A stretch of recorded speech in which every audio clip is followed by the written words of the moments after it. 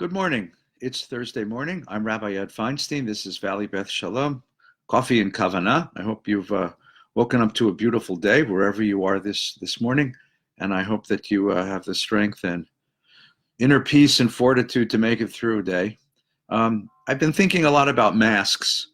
My wife is a stickler for putting on masks. Even when I take the trash out to the street, I'm forced to put on a mask. We walk the neighborhood an awful lot and we wear masks. And the remarkable thing, of course, is that nobody recognizes us. It's a kind of a sweet anonymity. We're going to get used to wearing masks for a long time now, even as the pandemic begins to taper off, because this is going to be part of the social distancing discipline that we are taught to follow. It's an interesting sort of counterintuitive move, because we human beings identify with our faces. The face is unique. I mean, we have hands and feet and belly buttons and we look pretty much alike, frankly, but every face is unique.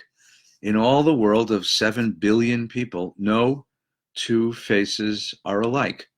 And therefore, the face is what dignifies, what signifies us. The face is the sign of our special uniqueness. That's the reason why you have a photo picture on your driver's license.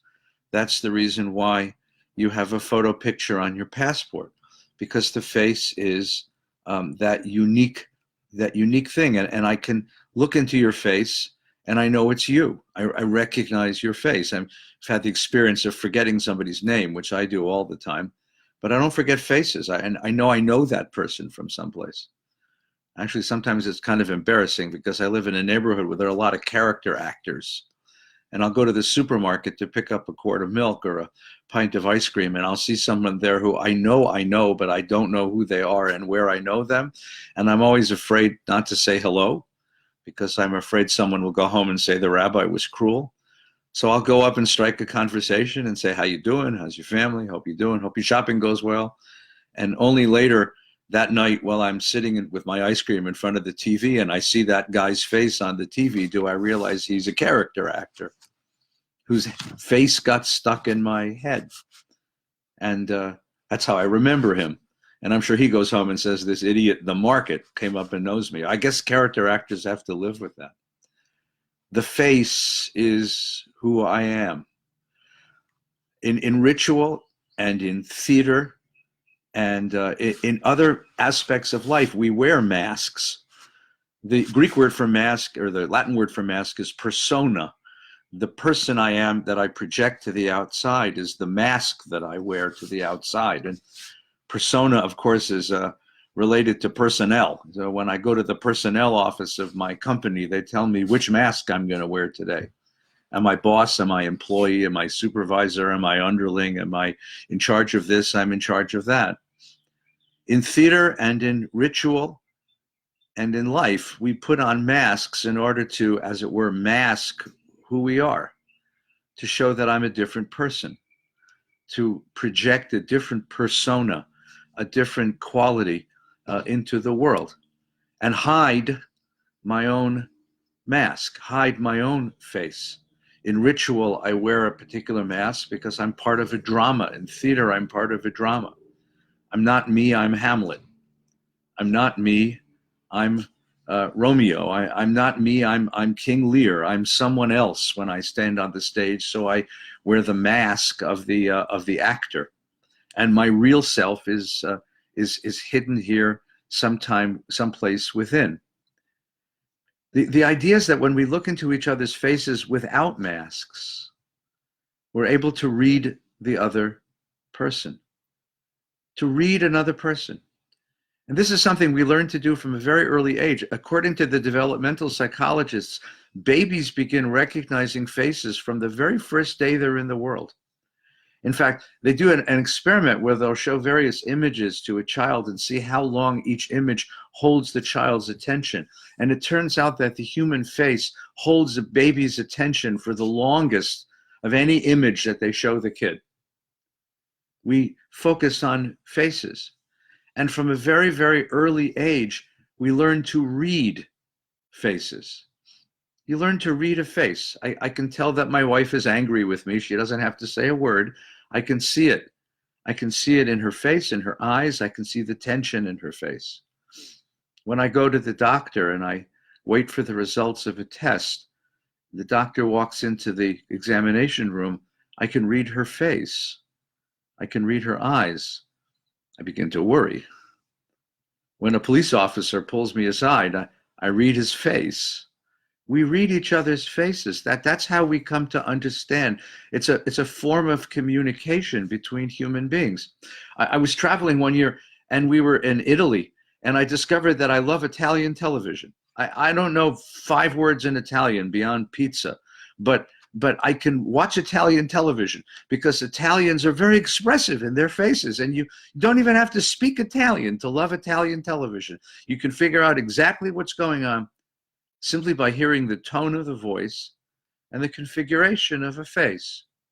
One of the great questions that psychologists ask today is, now that our children are spending so much time in front of screens, instead of talking to each other and instead of talking to us, they stare into telephone screens or computer screens. Are they learning to read faces? I came out of the synagogue one morning after a service was over, and from a distance, I could see at the end of the hallway, there was this big circle of young women, of teenage girls. And I said to myself, isn't that sweet? They're all gathered together. They're chatting. They're talking. They're sharing life. That's exactly what I would want the synagogue to be. And as I got closer, to my horror, I discovered that they were all sitting in a circle, staring into their phones. They weren't looking into each other's faces. They were staring into their phones, talking to each other and perhaps talking to other friends. And that's a loss. What happens if we raise a generation of children who are facially illiterate, who can't read emotions and feelings, who can't read desires and hopes and needs and dreams on our faces? What happens to people who are, in a sense, facially or in that way emotionally illiterate? The Hebrew word for face is panim.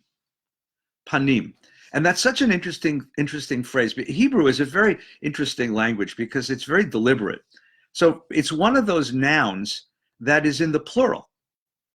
It's a plural. Panim means faces, not just face. So there's no singular word for face because nobody only has one face. Panim indicates that each of us has a sort of infinity of faces, because the face then is the indicator of all of the differences that are inside of us, the whole variety of human emotions and responses that are within, and the face betrays that. The face demonstrates that. So there's not one, but many. We are panim. And the Hebrew word panim is related to the Hebrew word lifnim. Lifanim. Lifnim means inside. So when I look at you and you look at me, I see inside you. I see lifnim. I see the person inside. That's what it means to learn how to read a face. That's what it means to encounter a face. In English, we have a wonderful phrase. We have a wonderful word. The word is superficial. Superficial, meaning I'm not looking inside. I'm only looking on the outside. A superficial glance is a glance that only sees the outside and fails to read the inner person. And that's the problem. Do we look inward through the eyes and into the face and into the soul and into the unique preciousness of the person who faces me? Or do we only look at the outside? I remember the first time we got a computer and were hooked up to the internet. My son was 13 years old. He's a very sweet kid. He's a very sweet boy. But he was 13 years old and he was a healthy teenage adolescent. And I caught him with a picture on the screen that you wouldn't expect a rabbi's son to have on the screen. So it taught me that he's a healthy, growing, pubescent adolescent. And he tries to hide it. I remember the old days when I tried to hide my Playboy magazine. My mother found it over and over again. My son tried to hide it. And those things are strange on the computer because the harder you try to hide it, the more the damn thing keeps popping up. And he kept trying to hide it because he knew he had done something that I was going to be unhappy with. And I didn't get mad at him. I said, Yona, sit with me for a minute. I said, look at that. He said, oh, yeah, Dad, I've been looking at it. I said, I know. I said, that's a problem. I said, what's the problem? He says, Abba. I said, look at her. Tell me if she's nice. Tell me what she dreams of. Tell me what her hopes are. Tell me who she loves. Tell me if she has kindness in her heart. He said, oh, Abba, I don't know any of that, but she's so hot. I said, yeah, but you see, that's the problem. You look at the outside and you forget that there's a soul inside.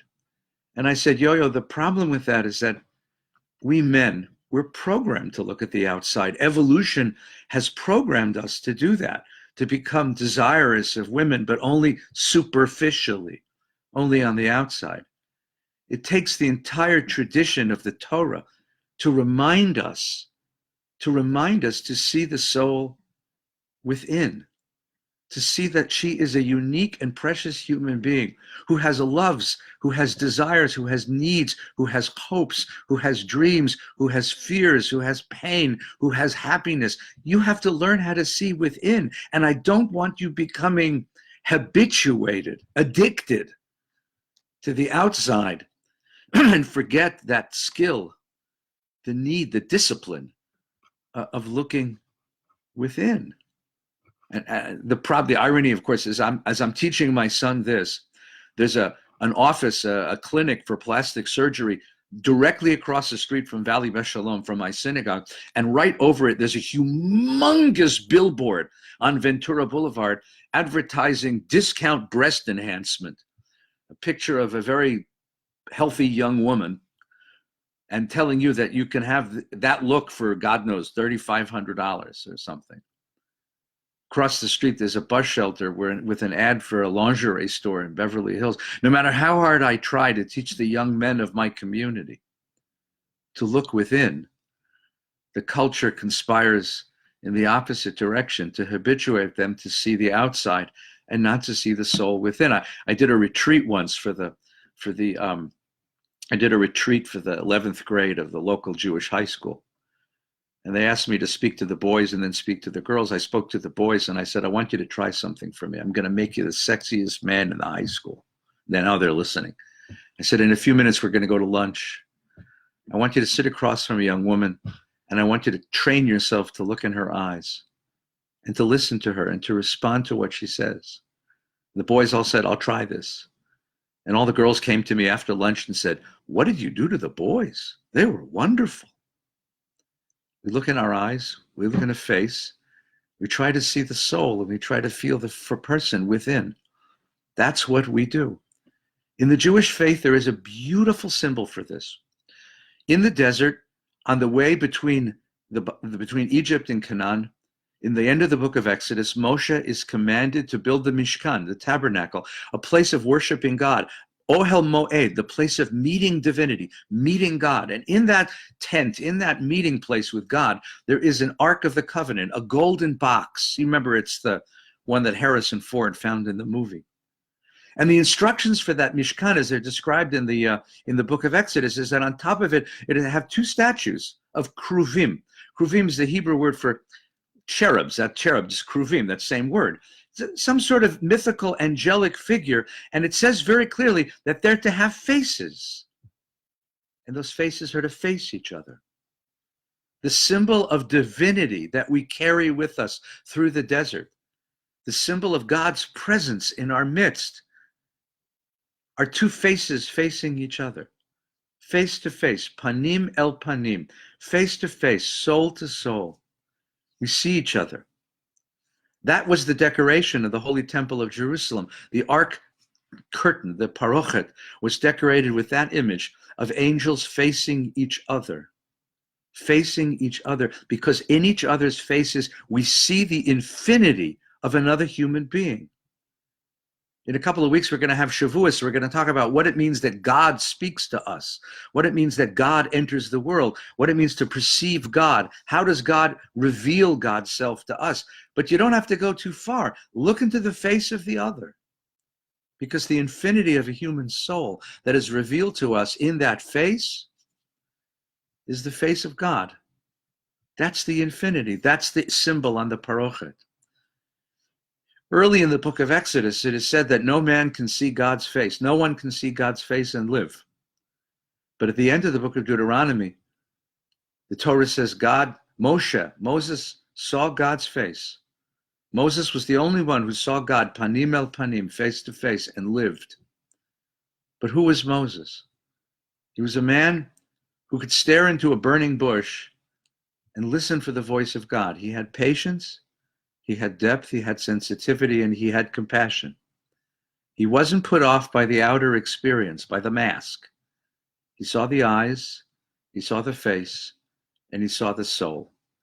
And I hope we have the same ability. We may have to wear physical masks, ironically, in a culture that is so superficial. We now have to wear the outer expression of our own superficiality, our own impatience to see the infinity of a person in front of us. But the Torah teaches us to stop and to look deeply into the eyes and into the face of the other, and to grasp the precious uniqueness of that other. Let's have that sensitivity and that compassion. We can start today. Thanks for joining me this morning. I hope it's a very good day for you today. It's Thursday. Tomorrow is Erev Shabbos. Tomorrow night at 5 o'clock, we'll daven Kabbalat Shabbat. Tomorrow night at 5:45, right after Kabbalat Shabbat, we're going to celebrate the kids in our community who are graduating high school. These poor kids, they don't have graduations. They can't have graduations because of the social distancing orders.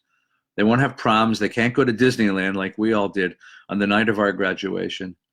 So instead, we're going to give them a little ceremony over Zoom, a blessing, and send them into their adulthood with all of our hopes and all of our prayers, and pray that they get to go to college next fall. So join us tomorrow night, 5 o'clock for Kabbalat Shabbat, 5:45 for the Siyum, for the blessing of our seniors. Shabbos morning, 9 o'clock Torah study with my friends Rabbi Mark Gelman and Rabbi Sherry Hirsch. And 10 o'clock we daven the bat mitzvah of Samara Stern, a beautiful, wonderful young woman, so wonderfully talented and such a deep, sweet soul. So join us Shabbos morning. And for this next week, I hope you'll be with us here on Facebook Live, Valley Beth Shalom, and all the things that we do to bring our community together. I wish you a really good day. Stay well.